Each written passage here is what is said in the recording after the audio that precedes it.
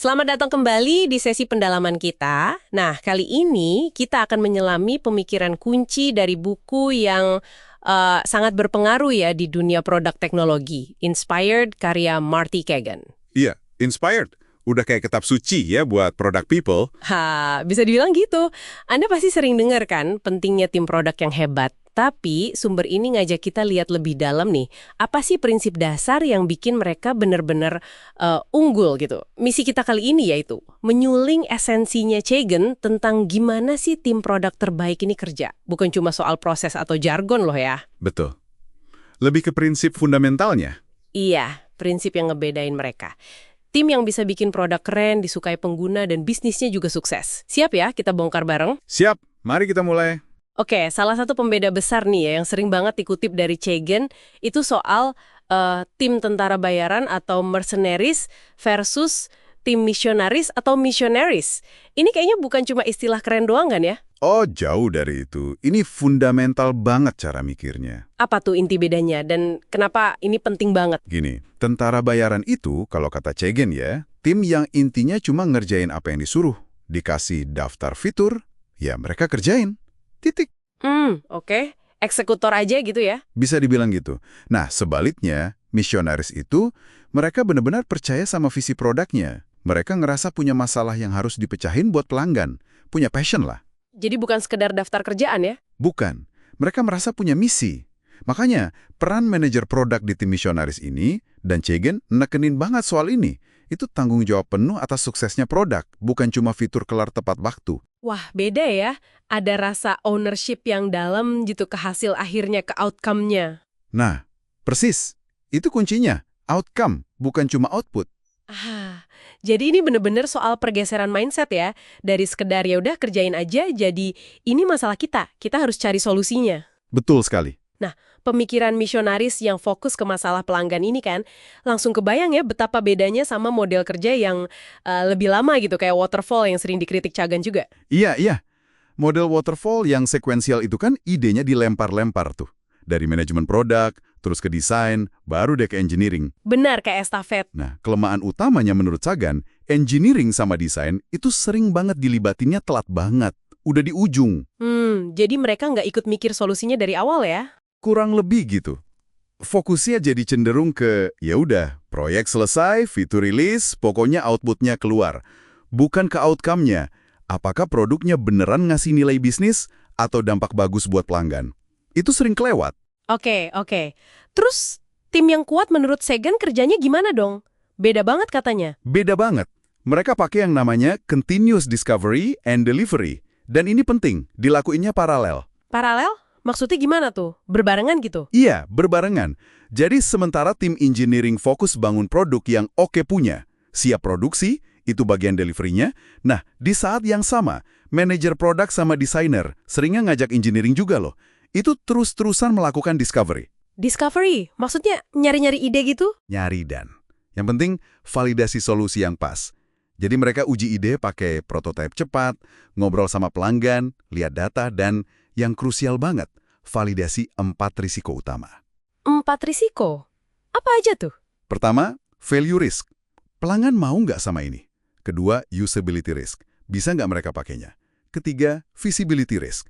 Kita bisa nggak sih bangunnya? Dan keempat, viability risk. Ini oke nggak buat bisnis kita jangka panjang? Wah, lengkap ya? Dan ini semua divalidasi sebelum sumber daya gede dipakai buat bangun skala penuh. Ini butuh kolaborasi lintas fungsi yang erat banget. Udah nggak bisa lagi kerja sendiri-sendiri kayak estafet tadi. Kebayang sih. Kolaborasi erat, validasi risiko di depan, kedengarannya jauh lebih efisien ya. Nggak buang-buang tenaga buat bikin sesuatu yang ternyata nggak dibutuhin atau nggak bisa jalan. Itu tujuannya. Nah, kalau cara kerjanya udah sebeda ini, Cagan juga punya pandangan kritis kan soal alat perencanaan yang umum banget dipakai, produk roadmap tradisional. Kenapa tuh dia kritik? Bukannya roadmap penting ya buat koordinasi tim? Kritiknya itu bukan ke perencanaannya ya, tapi lebih ke gimana roadmap tradisional itu sering dipakai. Oke, gimana tuh seringnya? Sering banget roadmap jadi kayak daftar komitmen fitur, lengkap sama tanggal rilisnya kapan. Padahal itu ditentuin jauh sebelum timnya benar-benar tahu apakah fitur itu emang cara terbaik buat capai tujuan bisnis. Jadi kayak udah dikunci di depan ya, harus bikin fitur A, B, C, tanggal segini gitu. Nah, itu dia. Jadinya tim kekunci di output lagi kan, nyelesain daftar fitur itu, bukan mikirin outcome-nya, hasil bisnisnya. Timnya jadi kayak tentara bayaran lagi, cuma eksekusi daftar. Terus alternatifnya gimana dong menurut Chejen? Masa nggak pakai rencana sama sekali? Tetap pakai rencana, tapi beda bentuknya. Alternatifnya itu, kasih tim konteks bisnis yang kuat, visi produknya jelas, dan yang penting banget, tujuan bisnis yang spesifik yang harus mereka capai. Tujuan bisnis, kayak pakai OKR gitu ya? Betul, seringnya pakai kerangka kayak OKR, Objectives and Key Results. Itu kan sistem buat nentuin target yang ambisius, tapi tetap terukur. Nah, timnya dikasih otonomi buat nemuin cara terbaik mencapai key results itu. Jadi mereka dikasih masalah bisnisnya buat dipecahin, bukan list solusinya, fiturnya ya? Tepat. Ini memberdayakan si misionaris tadi. Mereka bisa pakai kreativitas, keahlian mereka, buat nyari solusi yang paling efektif. Jadi, perencanaan tetap ada, tapi fokusnya di masalah dan tujuan, bukan daftar fitur yang kaku. Ngelihat semua ini, ya tim misionaris yang diberdayain, fokus kuat ke outcome bisnis, proses discovery sama delivery jalan barengan, terus perencanaannya basisnya tujuan.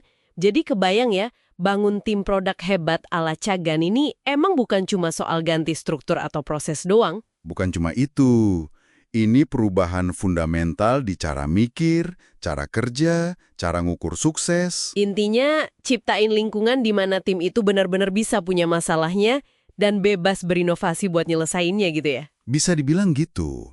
Nah, sebagai penutup nih, mungkin ini bisa jadi bahan renungan buat Anda yang dengerin. Dengan prinsip tim misionaris yang fokus ke discovery dan outcome ini, coba deh lihat lingkungan kerja Anda sekarang. Gimana tuh? Cenderung lebih nyuburin semangat misionaris, nggak? Atau jangan-jangan tanpa sadar lebih banyak nyiptain tentara bayaran? Dan terlepas dari posisi Anda sekarang, kira-kira langkah kecil apa, ya sekecil apapun, yang mungkin bisa Anda mulai lakuin buat bikin lebih banyak ruang untuk discovery dan fokus ke outcome di kerjaan Anda? Wah, pertanyaan yang dalam tuh buat direnungin sendiri-sendiri ya. Oke deh, terima kasih banyak sudah menyimak sesi pendalaman kita kali ini. Semoga obrolan kita bermanfaat ya. Iya, semoga percikan pemikiran dari Inspired ini ngasih Anda energi dan perspektif baru dalam perjalanan membangun produk yang benar-benar berdampak. Sampai ketemu lagi.